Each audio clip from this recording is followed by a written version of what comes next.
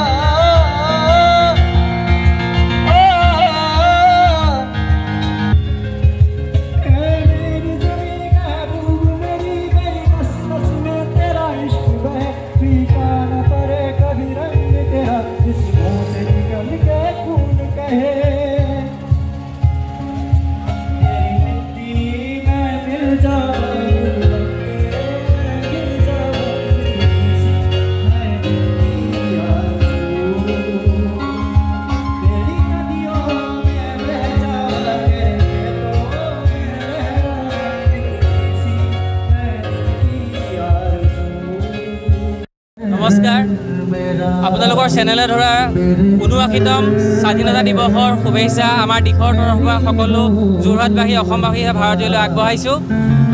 এই স্বাধীনতা দিৱসৰ লগত সংগতি ৰাখি দিশে এইবাৰ নৱেম্বৰত আমি ভৰি দিছোঁ এই বৰুৱা চাৰিআলি প্ৰাংগণত। আমি প্ৰত্যেক বছৰে ৰং তুলিকা আৰু গীতৰ এটা অনুষ্ঠান আমি আয়োজন কৰি আহিছোঁ। এইবাৰো ঠিক তেনেদৰেই এই অনুষ্ঠানকেইটা আমি আয়োজন কৰিছোঁ। ইয়াত ৩০জনতকৈও অধিক লোকে গীত পৰিৱেশন কৰিছে আৰু ইয়াতে বহুত গণমান্য যি আহিছে নতুনো কলা কৌশলীয়া গীত পৰিৱেশন কৰিছে। লগতে কেনভাছ পেইণ্টিং যি হৈ আছে, আমি এবাৰ 11খনকৈ কেনভাছ পেইণ্টিং কৰিছোঁ। ইয়াতে যোৰহাটৰ আগশাৰীৰ শিক্ষানুষ্ঠান মহাবিদ্যালয়, যোৰহাট কলেজ, CKB কলেজ আৰু DCB কলেজে পোনপটীয়াকৈ অংশগ্ৰহণ কৰিছে। তাৰ লগতে যোৰহাটৰ জ্যেষ্ঠ চিত্ৰশিল্পীসকল আহি আমাক ইয়াত উৎসাহিত কৰিছে। তো সমজুৱাকৈ এটা আজি সুন্দৰ আমাৰ দিন আমি পালন কৰিছোঁ যোৰহাটবাসীৰ সহযোগত। সকলোকে পুনৰবাৰ স্বাধীনতা দিৱসৰ শুভেচ্ছা জনাইছোঁ। ব্যুৰো ৰিপৰ্ট, মায়া নিউজ।